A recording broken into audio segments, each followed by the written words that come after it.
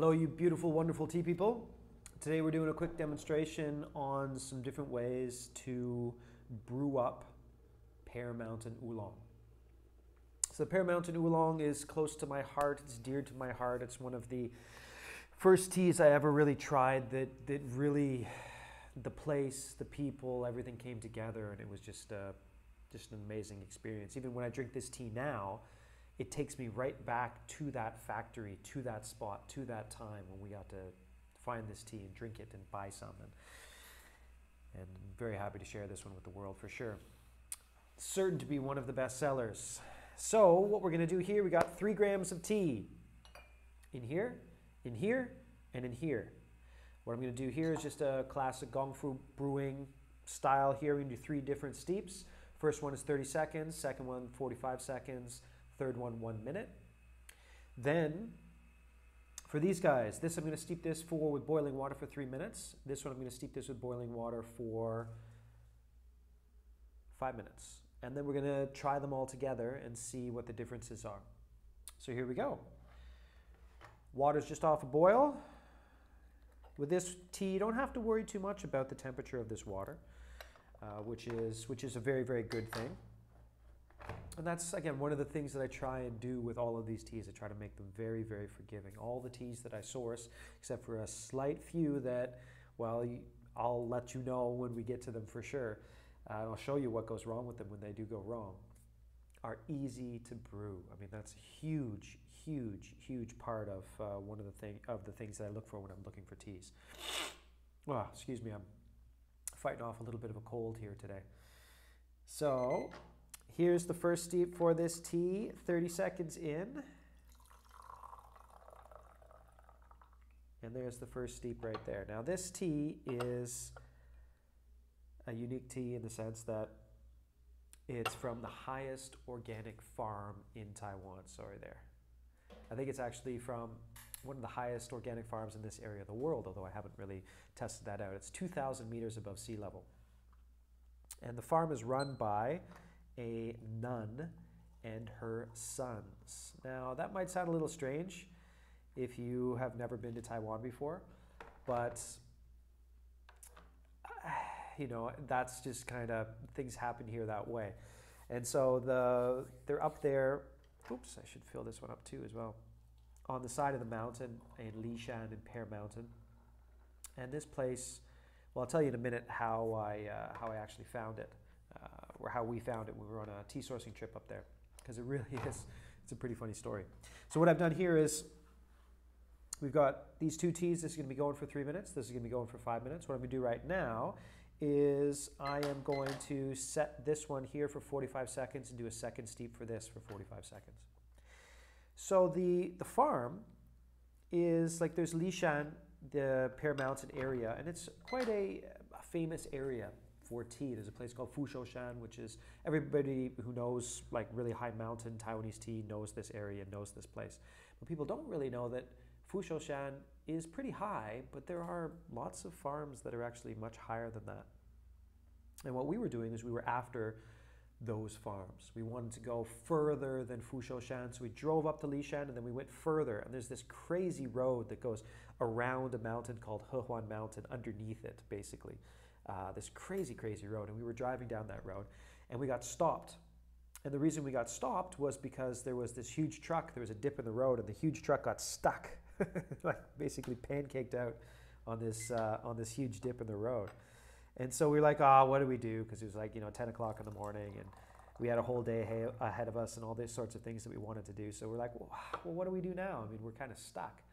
And so what we did, we turned around, we just went down a little path and we got lost. And as we were going down that little path, sort of we looked up, and there was this sign that said organic tea garden. So we parked the car and we started walking down and down and down and down this organic tea garden. And it took about 15 minutes to walk down. This is about 2,000 meters above sea level, so it's very, very high. And it's steep like this, and the road was just like this, going down it. And we found this garden. And it is really, I mean, this spring we're going to be doing a tea adventure trip up to this spot, amongst many other spots, but this spot in particular. And it really is, it's such an amazing, amazing place. So here we go. We're going to do the third steep on this. Got about 15 more seconds over here. So this third steep on this, the Gong Fu brewing style here, is going to be 1 minute. So that's going for 1 minute. Got about 10 more seconds on this one here that's going for the 3-minute steep. And then about 2 more minutes over here. So now, with the teas that I try and source, you can see here the leaves, they've opened up. They're pretty forgiving teas, generally speaking. You don't have to worry too much about the temperature. You don't have to worry too much about how much water you use. You don't have to worry too much about how you steep them. But what I'm doing here is trying to give you guys a couple different options on how to drink this tea, so that you can drink it a bunch of different times and a bunch of different places. You know, you don't always have time for Gong Fu brewing to be able to sit there and just time it out and things like that. But I'm just giving you sort of a range of different ways to drink this tea. Now, this is a high mountain tea. And high mountain teas in Taiwan, the oolongs, have certain flavor characteristics that are pretty unique to Taiwanese oolongs. One of them is the butterness, and the other one is sort of a floralness, or like a sort of a flower taste to the teas. This tea also adds in something really, really interesting. There's an aftertaste in it that is like, it's a sweet, sour, stone fruit aftertaste to this tea that's unique to this terroir, this area up there. And if you really, really, really, really, really pay attention, you should be able to pick out a slight pine sort of flavor way back in the aftertaste of this tea. And that's because of the terroir. This area is so high. It's 2,000 meters above sea level. And it's such a high, high, high area that the terroir is so unique to that spot. And these teas as well are they're just spectacular, spectacular teas. They're just, well, anyways, we'll start drinking them, and I'll describe the flavor characteristics that you're going to get here as well. Now, like I was saying, so there we go. We got 5 minutes on this one. So I'm going to pour it out, and we'll be able to take a look at the colors and taste these guys as we go through. But this place, it's such a funny place. Like I said, it's run by a nun and her sons. And because it's run by a nun, like she's the boss, she, when they're processing the tea, so we got up there, anyways, to finish the story, we got up there and we went down and they were making tea. And it was so wonderful because they were making the tea. And we went, and so we stayed the night there, and they gave us food, and it was just a spectacular experience. What was so funny about it was, when they were making the tea, they had a bunch of different people, and some of them were Buddhist, some of them were very religious, some of them were just secular. But they would go, when they were actually processing the tea, they would go between two different styles of music. One was like Heart Sutra chanting, like the Lord's Prayer of Buddhism, basically. And they would be chanting this, and then they would be listening to this, the chants as they were processing the teas. And then they would flip to, pop music, top 30 sort of radio type music. And they would go back and forth between the two when they were making the tea. And everybody's seen that research on the water and various things like that about what, if you write love on water, then the sort of the chemical structure of the water changes a bit when it turns to ice and all those types of things. And I love those ideas. And so when we were up there, watching them do all this, it was so much fun. It really was. It was so much fun. I can't wait to go back up there and help them with the processing this time. So what we're going to do first is the Gong Fu brewing. 30 seconds, 45 seconds, 1 minute. Now, with this tea, you can just keep going. So if you're doing it 1 minute, 1 minute, 1 minute, you can just keep going for another like 6 or 7 steeps. And you're going to be able to still get these flavors, and you're still going to enjoy the tea. Now let's take a look at the color. So this one, the 30-second color, you can see it's much lighter than the 1 minute color, or sorry, the 45-second color. And then from here, you can see you've got the 45-second color and the 1 minute color are just about the same. They're very, very similar. And as you go forward, the color sort of goes, starts low, goes up, and then slowly, slowly, slowly, slowly tapers down if you're doing about 1 minute steeps on these teas. Let's start with the rinse. So here is the rinse, and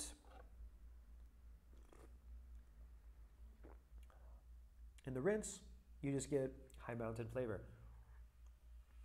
What's so unique about this tea, because it's such a high, high, high mountain tea, is that you're getting all of these, the flavors are not all over the place. They are very specific and distinct flavors. And so even when you're drinking this and it's very light, the leaves haven't fully expressed themselves, they haven't fully opened, you're getting the body and the flavor of the full tea, although it's quite light. So this, most people throw away the rinse, and more power to them. I usually drink the rinse just because I know they're chemical free and I don't have to worry about chemicals. A lot of people say, oh, there's lots of chemicals, so they pour out the tea in that way, which, anyways, I don't have to worry about that, thankfully, because I know who, for all the tea on the site, I know who makes them, and I know it's chemical free because I've walked around, and in many cases I've helped them make the tea themselves. So that makes me quite happy. So here's the second steep. And what you get here, up front, touch of sweetness, a touch of vegetal, not very much, but just a touch of it. And then a beautiful buttermilk feel over the palate.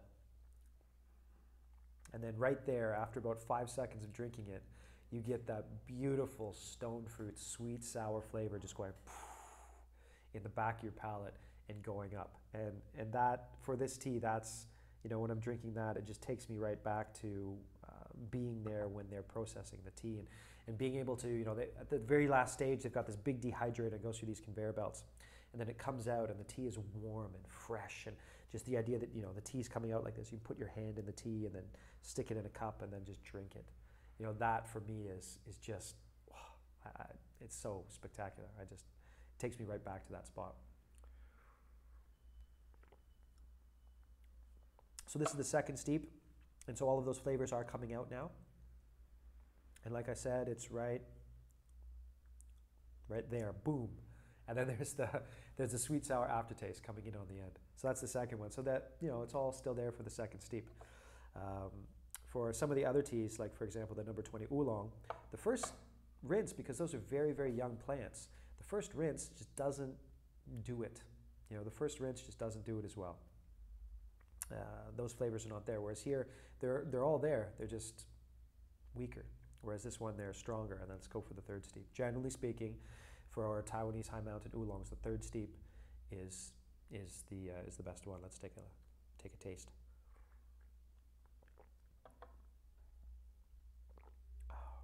Clear, fresh, buttery, floral, and then that stone fruit sweetness. I mean, this tea, if you like high mountain oolongs, and especially if you like Lishan or Pear Mountain Oolongs, this tea is spectacular. It really is an amazing tea. And I'm so glad that I can share it to you guys at the price that I got it at. But nothing bad to say. There's no edge to this tea. It's rounded, it's full-bodied and fruity. I just love it. But let's go into the other way of brewing this. So if you just take 3 grams, which is, not very much. You're looking at about a teaspoon, a heaping teaspoon of tea. That's about 3 grams.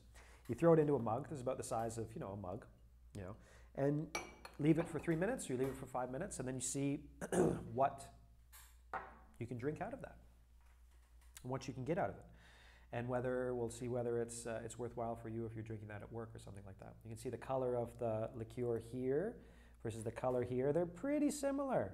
This one's maybe a touch darker, but they're basically the same. So let's try the 3-minute steep here.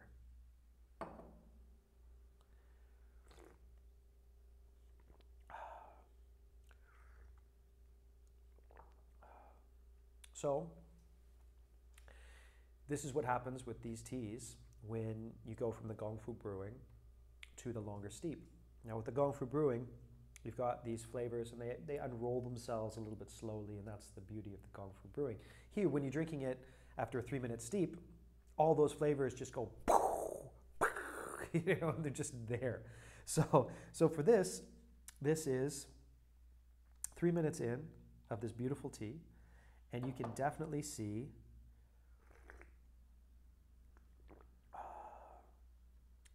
It's all there.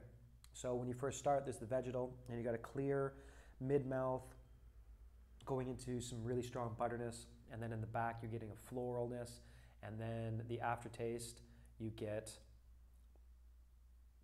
right about there. You get the sort of the stone fruit, the sweet sour stone fruit up in the back and going up into the top of your palate. Now what's a little bit interesting is this, after the 3 minutes, you can't really tell here, but they do put a touch of a roast on this, and they put the touch of the roast to make the tea last longer. Now when you're steeping it like this, you don't really get the roast. It doesn't really come out into it at all, but when you're doing 3 minutes at a time, you do get a touch of that. You sort of like, it's not very strong at all, but you do get a little touch of that roast. So here we go, let's try the 5-minute one.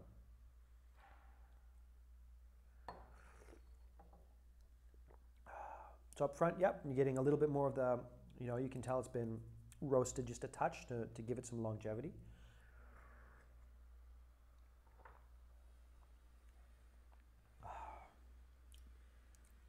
But it's just such a pleasant tea. It's smooth, it's round, it's warm. And there's the aftertaste. There's that sweet, sour stone fruit aftertaste up at the back. Now, when you're doing this here, out of these two teas, I would say I prefer this one. And I would say I prefer the 5-minute one because the taste is stronger, more, it's stronger, it's more rounded, and it's, when you're getting all of the tea flavors all at once, I prefer having it sort of like this, all at once, just, whereas this one, it's a little bit, some of the mid-mouth flavors are not quite as strong as in here. Now, generally speaking, they're just kind of the same. They're not that different. But if you do it at 5 minutes, you're only probably going to get maybe 3 more steeps out of this. Whereas if you're doing 3 minutes, you could probably get another 4 to 5 more steeps doing 3 minutes. Now over here with the Gong Fu, with the 1-minute stuff, I mean, you could do another 10 steeps of this. Now by the end, it's going to be mostly just sort of stone fruit, sweet and sour, and not exactly the most strongest flavor, but it'll still be there even after that many steeps. With this, when you're doing it more, obviously you're expressing more of the leaf and it goes faster. But out of these two, the 3 minutes and the 5 minutes, I prefer the 5-minute. The 5-minute steep. But the 3-minute steep is also decent.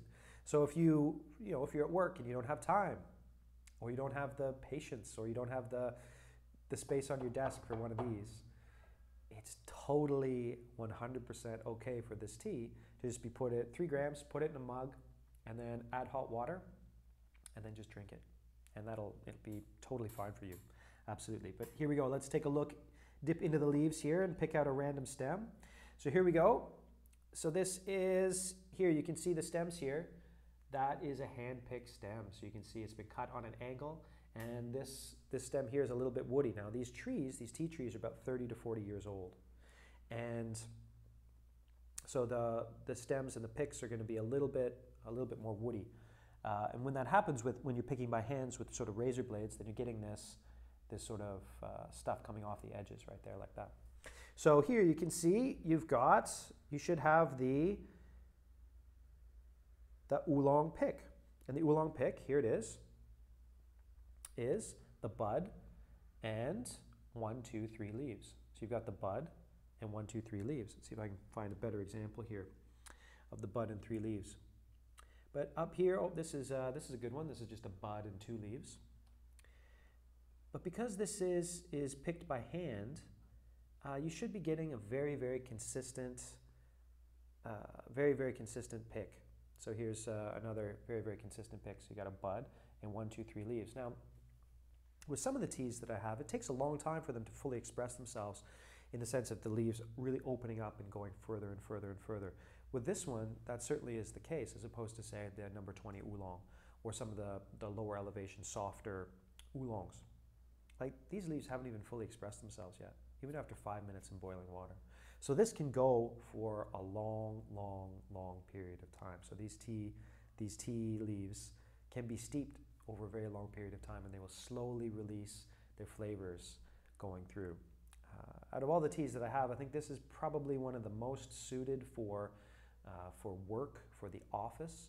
If you leave it in the hot water a little bit too long, it doesn't matter. You're not going to ruin the tea. It's a very, very forgiving tea, a very, very beautiful tea, and one that I think is quite useful for the office. If you're just sort of brewing it with hot water in the same way you would, say, maybe with tea bags or something like that. Wow. It's such a wonderful tea. It's one of my favorite teas for sure. But as always, if you have any questions, throw them in the comments down below. If I can help with anything else, get in touch with me, Matt. I'm at mountainstreamteas.com. And if I can help with anything else, please let me know. As always, have a wonderful day and drink some good tea. Thanks for watching.